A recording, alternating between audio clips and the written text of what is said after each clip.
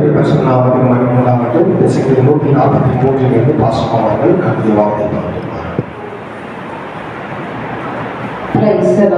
கர்த்தருடைய பரிசுத்த நாமத்திற்கு மகிமை உண்டாவதாக. ஆண்டவராகிய இயேசு கிறிஸ்துவின் நாமத்தினாலே பரிசுத்த ஆராதனையிலே பங்கு பெற்றிருக்கிறதான ஒவ்வொரு தெய்வ பிள்ளைகளுக்கும் வாழ்த்துதலையும் சோதனைகளையும் தெரிவித்துக் கொள்கிறேன். நாம் வாசித்திருக்கிறதான 143 சங்கீதம் 1 முதல் 12 வசனங்கள் வரைக்கும் கொடுக்கப்பட்டிருக்கிறது. இந்த சங்கீத பகுதியிலே பார்க்கும் பொழுது தாவீது கர்த்தரிடத்தில் பரிந்து பேசுகிறதான ஒரு ஜெபத்தை குறித்துதான் பார்க்கிறோம். தாவீது கர்த்தருடைய சமூகத்தில் தன்னுடைய நெருக்கங்களையும் ஆபத்துக்களையும் முறையிடுகிறார்கள். ஹல்லேலூயா. தான் நடக்க வேண்டிய வழியை கர்த்தர் தனக்கு காண்பிக்கும்படி, கர்த்தர் தன்னை உயிர்ப்பிக்கும்படி கர்த்தரிடத்திலே மன்றாடி செபிக்கிறதை தான் இந்த சங்கீத பகுதியினுடைய வாயிலாக பார்க்கிறோம். சத்துருக்களினாலே அவனுடைய இருதயம் தோய்ந்து போகிறது, தாகமாக இருக்கிறது, சோர்ந்து போகிறது.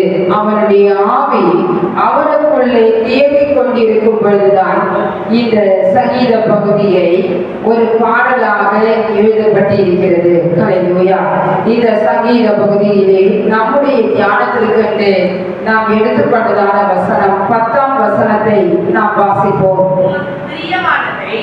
உமக்கு பிரியமானதை செய்ய எனக்கு போதித்தருளும். நீரே என் தேவன், உம்முடைய நல்ல ஆவி என்னை செம்மையான வழியிலே நடத்துவாராக. ஹல்லேலூயா. உமக்கு பிரியமானதை செய்ய எனக்கு போதித்தருளும்.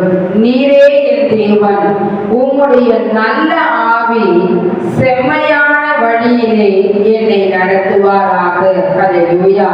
தேவ பிள்ளைகள், நாம் ஜெபிக்கிறோம். எப்படி நாம் ஜெபிக்கிறோம்? இங்கு பார்க்கும் பொழுது முதல் 2 வசனங்களிலே பார்க்கும் பொழுது ஜீவனுள்ள மட்டும் ஒருவனும் நீதிமான் உமக்கு முன்பாக இல்லாததினாலே என்று பார்க்கிறோம். ஹல்லேலூயா. அவனுடைய ஆவி அவனுக்குள்ளே தோய்ந்து போயிருக்கிறது. அவனுக்குள்ளே சோர்வடைந்திருக்கிற வேளையிலும் கர்த்தரை நோக்கி அவன் ஜெபிக்கிற ஒரு ஜெபம்தான், உமக்கு பிரியமானதை செய்ய எனக்கு போதித்தருளும். ஹல்லேலூயா. உங்க விருப்பத்தின்படி நான் செய்யணும் ஆண்டவரே, உங்களுடைய சித்தத்தின்படி நான் செய்யணும் ஆண்டவரே, உங்க விருப்பத்தின்படி நான் செய்யணும் ஆண்டவரே. ஹல்லேலூயா. என் இருதயத்திற்குள்ளே இத்தனை போராட்டங்கள், பிரச்சனைகள் இருப்பினும் உமக்கு பிரியமானதை செய்ய எனக்கு போதித்தருளும் என்று ஜெபிக்கிறதை தான் நாம் பார்க்கிறோம். ஹல்லேலூயா. தேவ பிள்ளைகள், கர்த்தரை நோக்கி நாம் ஜெபிக்கும் பொழுது தாவீதை போல நாம் தினந்தோறும் ஜெபிக்க வேண்டும். ஆண்டவரே, இந்த நாளில் உமக்கு பிரியமானதை செய்ய வேண்டும், அதை எனக்கு போதித்தருளும் ஆண்டவரே என்று கர்த்தரை நோக்கி நாம் ஜெபிக்கும் பொழுது தேவனாகிய கர்த்தர் நம்மை ஆசீர்வதிக்கிறார். ஹல்லேலூயா. ஹல்லேலூயா. தேவ பிள்ளைகள், நாம் ஜெபிக்கிறதான நம்முடைய ஜெப முறைகளை மாற்றிக்கொள்ளும் பொழுது நமக்கு விருப்பப்பட்டதை, பிரியப்பட்டதை கர்த்தரை கேட்கிறவர்கள் அனைவர் உண்டு. ஆனால் இங்கு நாம் பார்க்கிறோம், உமக்கு பிரியமானதை செய்ய எனக்கு போதித்தருளும். ஹல்லேலூயா. ஹல்லேலூயா. 149ஆம் சங்கீதம் 4ஆம் வசனத்திலே கர்த்தர் தமது ஜனத்தின் மீது பிரியம் வைக்கிறார். ஹல்லேலூயா. கர்த்தர் நம்மிடத்தில் அன்பு கூறும் பொருட்டு சகல ஜாதிகளிலும் தமக்கென்று தேவனாகிய கர்த்தர் நம்மை தெரிந்து கொண்டிருக்கிறார். தம்முடைய ஜனமாக்கிக் கொள்வதற்காக அவர் பிரியம் வைத்திருக்கிறபடியாலே தம்முடைய ஜனங்களை அவர் கைவிடாமல் இருக்கிறார். தேவ பிள்ளைகள், உமக்கு பிரியமானதை செய்ய விரும்புகிறேன். ஹல்லேலூயா. 40ஆம் சங்கீதம் 8ஆம் வசனத்தை நாம் வாசிப்போம். என் தேவனே, உமக்கு பிரியமானதை செய்ய விரும்புகிறேன். ஹல்லேலூயா. உமக்கு ஹalleluya. தேவ பிள்ளைகள் எபேசியர் நிருபத்திலே நாம் பார்க்கும் பொழுது 5ஆம் அதிகாரம் 10ஆம் வசனத்திலே நாம் பார்க்கும் பொழுது கர்த்தருக்கு பிரியமானது இன்னதென்று நீங்கள் சோதித்து பாருங்கள். ஹalleluya ஹalleluya. கர்த்தருக்கு பிரியமானது இன்னது என்பதை நாம் சோதித்து பார்க்கிறவர்களாக இருக்க வேண்டும். இந்த பிரபஞ்சத்திற்கு ஒத்த வேஷம் தெரியாதபடிக்கு தேவனுடைய நன்மை, தேவனுடைய பிரியம், பரிபூர்ணமான சித்தம் இன்னது என்பதை நாம் பகுத்தறியத்தக்கதாக மனம் புதிதாக இருந்தனாலே மறுரூபமாகுங்கள் என்று பார்க்கிறோம். ஹalleluya. தேவனுக்கு பிரியம் என்னவென்று பார்க்கும் பொழுது பிரசங்கத்தினாலே விசுவாசிகளை ரட்சிப்பதுதான் அவருக்கு பிரியமாய் இருக்கிறது. 1 கொரிந்தியர் நிருபம் 1ஆம் அதிகாரம் 21ஆம் வசனத்தை நாம் வாசிப்போம். எப்படி எனில்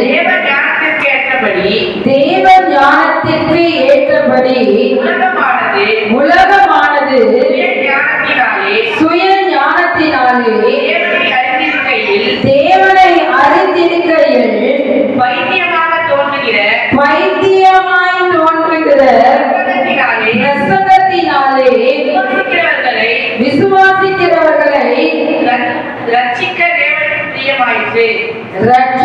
தேவனுக்கு பிரியமாயிற்று. பைத்தியமாய் தோன்றுகிற பிரசங்கத்தினாலே விசுவாசிகளை ரட்சிக்க தேவனுக்கு பிரியமாயிற்று. பைத்தியமாய் தோன்றுகிற பிரசங்கம் என்றால் சிலுவை பற்றிய உபதேசம். சிலுவை பற்றிய உபதேசம் கெட்டு போகிறவர்களுக்கு பைத்தியமாய் இருக்கிறது. ரட்சிக்கப்படுகிற நமக்கு அது தேவ பலனாக இருக்கிறது. ஹalleluya ஹalleluya. சிலுவை பற்றிய உபதேசம். ஹalleluya. ஆக தேவ பிள்ளைகள் பிரசங்கத்தினாலே நம்மை ரட்சிக்கிற தேவனாக இருக்கிறார். ஒவ்வொரு தேவ பிள்ளைகளும் ஆத்தும ஈடு வருவதற்காகவே நாம் கர்த்தரை விசுவாசிக்கிறோம். கர்த்தராகிய இயேசுவை உன் வாயினாலே இருதயத்தில் விசுவாசித்து உன் வாயினாலே அறிக்கையிட்டால் ரட்சிப்பு உண்டாகிறது என்று பார்க்கிறோம். ஆக தேவ பிள்ளைகள் கர்த்தருக்கு பிரியமான காரியங்களை நாம் செய்கிறவர்களாக இருக்க வேண்டும். இஸ்ரவேலை ஆசீர்வதிப்பது கர்த்தருக்கு பிரியமாய் இருக்கிறது. தேவ பிள்ளைகள் இக்காலை வேளையில் வந்திருக்கிற ஒவ்வொரு தேவ பிள்ளைகளும் ஆவிக்கேற்ற காரியங்களை செய்யும் பொழுது கர்த்தர் நம்மை பிரியமாய் இருக்கிறார். முதலாவதாக 1 சாமுவேல் புத்தகம் 15ஆம் அதிகாரம் 22வது வசனத்தை நாம் வாசிப்போம். அதற்கு சாமுவேல் கர்த்தருடைய சத்தத்திற்கு கீழ்ப்படிகிறதை பார்க்கிலும் சர்வாங்க தகனங்களும் கர்த்தருக்கு பிரியமாய் இருக்குமோ பலியை பார்க்கிலும் கீழ்ப்படிதலும் ஆட்டுக்கடாக்களின் நிலத்தை பார்க்கிலும் செவி கொடுத்தலும் உத்தமம். ஹalleluya ஹalleluya. பலியை பார்க்கிலும் கீழ்ப்படிதலும் ஆட்டுக்கடாக்களின் நிலத்தை பார்க்கிலும் செவி கொடுத்தலும் உத்தமம். இங்கு பார்க்கிறோம் கர்த்தருடைய சத்தத்திற்கு கீழ்ப்படிகிறதை பார்க்கிறோம் பலிகளும் சர்வாங்களும் எனக்கு பிரியமாய் இருக்குமோ. ஹalleluya. தேவ பிள்ளைகள் கர்த்தருடைய சத்தத்திற்கு நாம் கீழ்ப்படிகிறவர்களாக இருக்க வேண்டும். தேவனுடைய வார்த்தைகளுக்கு நாம் கீழ்ப்படிகிறவர்களாக இருக்க வேண்டும்.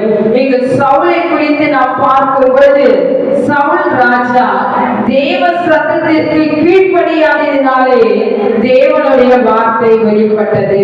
கர்த்தருடைய சத்தத்திற்கு கீழ்ப்படிகிறதுதான் தேவனுக்கு பிரியமான காரியமாக இருக்கிறது. ஆக தேவ பிள்ளைகள் அவருடைய சத்தத்திற்கு உண்மையாய் செவி கொடுக்கும் பொழுது தேவனாகிய கர்த்தர் நம்மை ஆசீர்வதிக்கிறார். ஹல்லேலூயா, ஹல்லேலூயா, ஹல்லேலூயா. முதல் காரியமாய் நாம் பார்த்தோம், கர்த்தருடைய சத்தத்திற்கு கீழ்ப்படிகிறது தேவனுக்கு பிரியமாய் இருக்கிறது. ஹல்லேலூயா.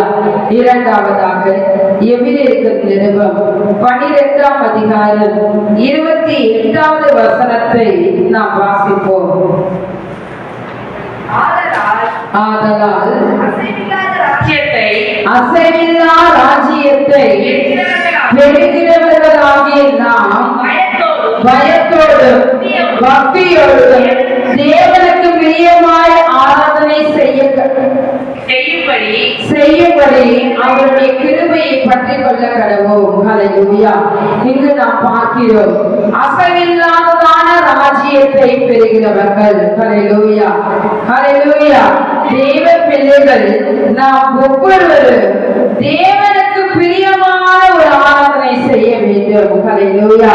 நாம் செய்கிற ஆராதனை பரலோக சாயலுக்கும் நிழலுக்கும் ஒத்திருக்கிறது. தேவனுக்கு பிரியமாய் ஆராதனை செய்கிறோமா? நாம் செய்கிற ஆராதனையிலே பயபக்தி இருக்க வேண்டும். ஹல்லேலூயா. பயபக்தியோடு கூட கர்த்தரை நாம் ஆராதிக்கிறவர்களாக இருக்க வேண்டும். ஹல்லேலூயா. தேவ பிள்ளைகள் ஒவ்வொருவரும் மாசில்லாத சுத்த மனசாட்சியோடு கூட அவரை நாம் ஆராதிக்கிறவர்களாக இருக்க வேண்டும். ஹல்லேலூயா. தேவ பிள்ளைகள் பயத்துடனே கர்த்தரை சேவியுங்கள், நடுக்கத்துடனே களி கூறுங்கள் என்று பார்க்கிறோம். நம்முடைய இருதயத்தை கர்த்தருக்கு நேராக்கி அவர் ஒருவருக்கே நாம் ஆராதிக்கிறவர்களாக இருக்க வேண்டும். ஹல்லேலூயா.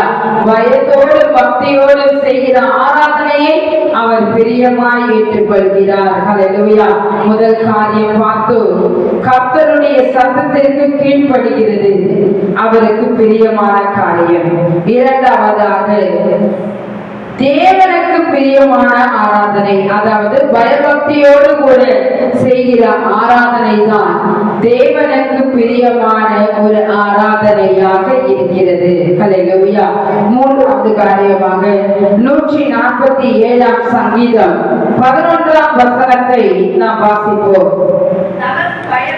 தமக்கு பயந்து தமது கிருபைக்கு காத்திருக்கிறவர்கள் மேல் கர்த்தர் பிரியமாய் இருக்கிறார். ஹல்லேலூயா. தமக்கு பயந்து தமது கிருபைக்கு காத்திருக்கிறவர்கள் மேல். ஹல்லேலூயா. கர்த்தருக்கு பயந்து அவர் வழிகளில் நடக்கிறவன் எவனோ அவன் பாக்கியவான். ஹல்லேலூயா. தேவ பிள்ளைகள் கர்த்தருக்கு பயந்திருப்பது எல்லார் மனிதர் மீதும் விழுந்த கடமையாக இருக்கிறது. கிருபைக்கு காத்திருங்கள். தேவ பிள்ளைகள் அதிகாலையிலே தேவ சமூகத்தில் ஆயத்தமாகி நாம் காத்திருக்கிறவர்களாக இருக்க வேண்டும். கர்த்தருக்கு காத்திருக்கிறதான ஒவ்வொரு பிள்ளைகளையும் அவர் ஆசீர்வதிக்கிறார். கர்த்தருக்கு காத்திருக்கிற ஒவ்வொரு பிள்ளைகளுக்கும் அவர் புதிய பலனை தருகிறார். ஆக தேவ பிள்ளைகள் அவருக்கு பயந்து அவருடைய கிருபைக்கு காத்திருக்கும் பொழுது உண்மையிலே கர்த்தர் பிரியமாய் இருக்கிறார். ஹல்லேலூயா, ஹல்லேலூயா, ஹல்லேலூயா, ஹல்லேலூயா. நான்காவது காரியமாக ஹல்லேலூயா, ஆகாய் தீர்க்கதரிசன புத்தகம் 1ஆம் அதிகாரம் 8ஆம் வசனத்தை நாம் வாசிப்போம். ஆகாய் தீர்க்கதரிசன புத்தகம். நீங்கள் மலையின் மேல் ஏறி போய் மரங்களை வெட்டிக் கொண்டு வந்து ஆலயத்தை கட்டுங்கள். அதின் பேரில் நான் பிரியமாய் இருக்கிறேன். அதனால் என் மகிமை விளங்கும் என்று கர்த்தர் சொல்லுகிறார். ஹல்லேலூயா, ஹல்லேலூயா. ஆலயத்தை கட்டுங்கள், அதன் பேரில் நான் பிரியமாய் இருக்கிறேன். ஆலயத்தை கட்டுகிறதான ஒவ்வொரு தேவ பிள்ளைகள் மீது கர்த்தர் பிரியமாய் இருக்கிறார். ஹல்லேலூயா. ஒவ்வொரு தேவ பிள்ளைகளும் ஆலயத்தை கட்டு கட்டும் பொழுது உன் பேரில் அவர் பிரியப்படுகிற தேவனாக இருக்கிறார். ஹல்லேலூயா, ஹல்லேலூயா. கோரேசை குறித்து பார்க்கிறோம். ஹல்லேலூயா. பெர்சிய ராஜாவாகிய கோரேசை குறித்து பார்க்கும்போது கோரேஸ் என்னுடைய மேய்ப்பன். ஹல்லேலூயா. தேவ ஆலயத்தை நோக்கி கட்டப்படி என்று அஸ்திபாரப்படி என்று சொல்லும் பொழுது எனக்கு பிரியமானது எல்லாம் அவன் செய்வான் என்று கோரேசை குறித்து ஏசாயா தீர்க்கதரிசன புத்தகத்திலேயே சொல்லப்பட்டிருக்கிறது. இந்த கோரேசுக்கு முன்பாக கோணலானவைகளை கர்த்தர் செவ்வாய்ப்படுத்தினார். வெண்கல கதவுகளை உடைத்து இருப்பு தாழ்பால்களை முறித்து அந்த காலத்தில் இருக்கிறதான புதையங்களையும் பொக்கிஷங்களையும் கொடுத்தான் என்று பார்க்கிறோம். ஹல்லேலூயா. இந்த கோரேஸ் ஒரு புறஜாதியானாய் இருந்தாலும் ஆலயத்தை கட்டும்படி நேபுகாத்நேச்சாரால் சிறைப்பிடித்துக் கொண்டு வந்த எல்லா ஜனங்களையும் அவன் விடுவித்து தேவனாகிய கர்த்தர் தாமே அவர்களுக்கென்று கோரேஸ் நேபுகாத்நேச்சாராலே கொள்ளையிடப்பட்ட ஆலயத்தினுடைய உடைமைகள் எல்லாவற்றையும் மீண்டும் கொடுத்தான். உங்களுடைய ஆலயத்தை நீங்கள் கட்டுங்கள் என்பதை குறித்து இந்த கோரேஸ் ஆலயத்தை கட்டுவதை குறித்து வேதாகமத்திலே சொல்லப்படி எஸ்ராவினுடைய சரித்திர புஸ்தகத்திலே 1ஆம் அதிகாரத்திலும் 2 நாளாகமத்தின் புஸ்தகத்திலே கடைசி அதிகாரத்தில் எல்லாம் சொல்லப்பட்டிருக்கிறது. ஆக தேவ பிள்ளைகள் ஆலயத்தை கட்டும் பொழுது அதன் பேரில் கர்த்தர் பிரியமாய் இருக்கிறார். Hallelujah, hallelujah, hallelujah. Praise the lord. எத்தனை காரியம் பார்த்திருக்கிறோம்? 4 காரியங்களை பார்த்திருக்கிறோம். முதலாவதாக கர்த்தருடைய சத்தத்திற்கு கீழ்ப்படிவது, பயத்தோடும் பக்தியோடும் தேவனை ஆராதிப்பது. 3ஆவதாக நாம் பார்த்திருக்கிறோம் கிருபைக்கு காத்திருப்பது. 4ஆவதாக ஆலயத்தை கட்டுவது என்று பார்க்கிறோம். ஹல்லேலூயா, ஹல்லேலூயா, ஹல்லேலூயா. கொலோசியருக்கு நிருபம் 1ஆம் அதிகாரம் 10ஆம் வசனத்தை நாம் வாசிப்போம்.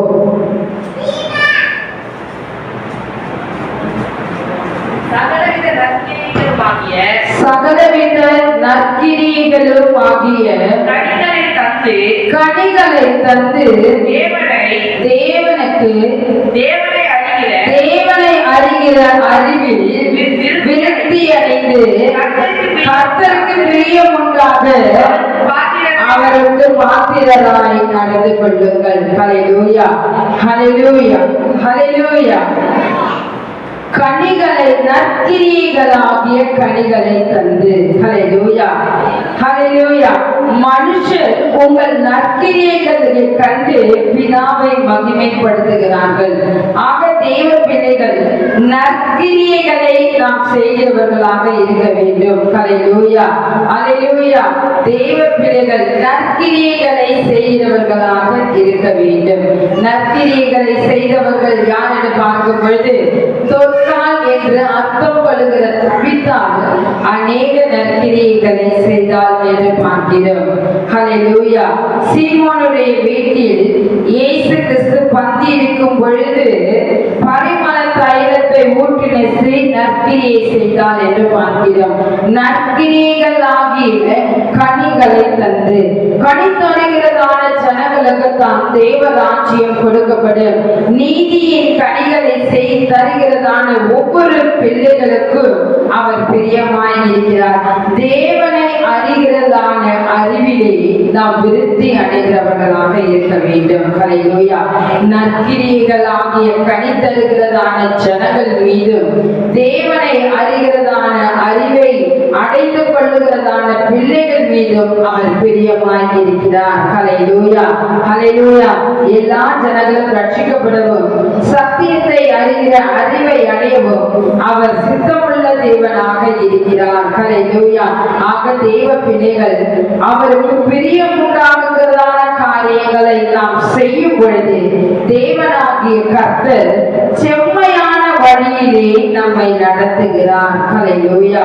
ஒவ்வொரு தேவ பிள்ளைகளும் செம்மையான பாதைகள் பாதைகளிலே நம்மை வழிநடத்துவதற்கு அவர் உண்மையுள்ள தேவனாக இருக்கிறார். ஒவ்வொரு தேவ பிள்ளைகளும் நெகேமியாவின் சரித்திர புஸ்தகத்திலே 9ஆம் அதிகாரம் 13ஆம் வசனத்தை நாம் வாசிப்போம்.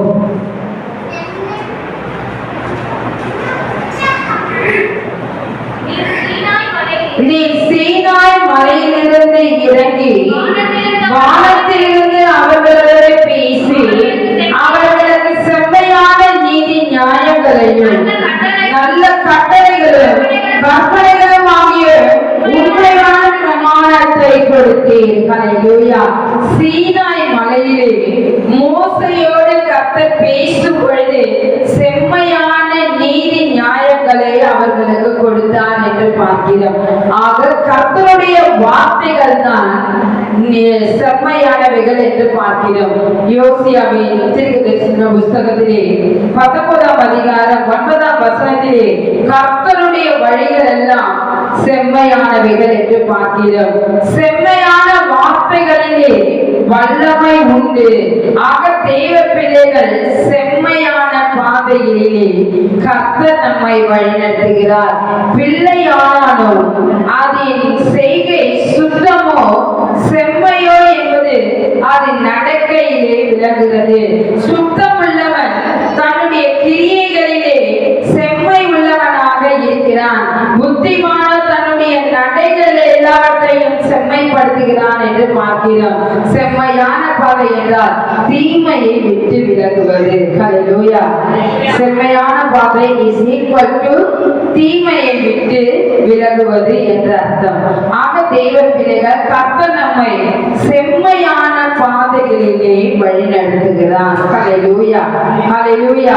ஒவ்வொரு தேவ பிள்ளைகளும் தாவீதை குறித்து பார்க்கும் பொழுது என் இருதயத்துக்கு ஏற்றவன். ஹல்லேலூயா. செம்மையான காரியங்களை செய்தவன். நீங்கள் ராஜாக்களுடைய புஸ்தகங்களிலும் நாளாகம புஸ்தகங்கள் எல்லாம் வாசித்து பார்க்கும்போது தாவீது செய்தது போல நீங்கள் செய்யவில்லை என்பதை குறித்து அநேக இடங்களில் பார்க்கிறோம். தாவீது ராஜா செய்தபடியே நன்மையும் செம்மையுமானதை செய்தார்கள் என்று பார்க்கிறோம். ஆசா ராஜாவை குறித்து நாம் பார்க்கிறோம். யோவாசை குறித்து பார்க்கிறோம். அமத்சியாவை குறித்து பார்க்கிறோம். உசியாவை குறித்து பார்க்கிறோம். யோசியாவை குறித்து பார்க்கிறோம். யோசேபாத்தை குறித்து பார்க்கிறோம். எசேக்கியா ராஜாவை குறித்து நாம் பார்க்கிறோம். இதெல்லாம் பார்க்கும் பொழுது தாவீது செய்தது போலவே இவர்கள் எல்லாரும் கர்த்தருக்கு பிரியமான காரியங்களை செய்தார்கள் என்று பார்க்கிறோம். ஆக தெய்வ பிள்ளைகள் வேதத்தின்படி நாம் நடக்கும் பொழுது உத்தம மார்க்கத்தானாய் இருக்கிறோம். கர்த்தருக்கு பயந்து அவருடைய வழிகளில் நடக்கிறவன் வாக்கியவானாக இருக்கிறார்.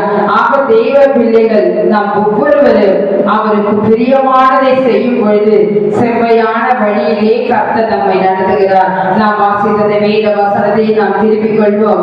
143ஆம் சங்கீதம் 10ஆம் வசனத்திலே உமக்கு பிரியமானதை செய்ய எனக்கு போதித்தருளும். தெய்வ பிள்ளைகள் தினம் தினம் நாம் ஜெபிக்கும் பொழுது உமக்கு பிரியமானதை செய்ய எனக்கு கற்றுத்தாரும் ஆண்டவரே. செம்மையான வழியிலே என்னை வழி நடத்தும் ஆண்டவரே நாம் சொல்லும் பொழுது தேவனாகிய கர்த்தர் நம்மை செம்மையான பாதையிலே வழி நடத்துவாராக. பரிசுத்த ஆராதனையில் வந்திருக்கிற ஒவ்வொரு தெய்வ பிள்ளைகளுக்கும் நாம் கர்த்தருக்கு பிரியமாய் செய்யும் பொழுது நம்முடைய வழிகளை அவர் வாழ்க்கை செய்கிற தேவனாக இருக்கிறார். கர்த்தர் இந்த சங்கீத பகுதியை கொடுத்து நம் கரங்களை தட்டி ஒருமித்து தேவனாக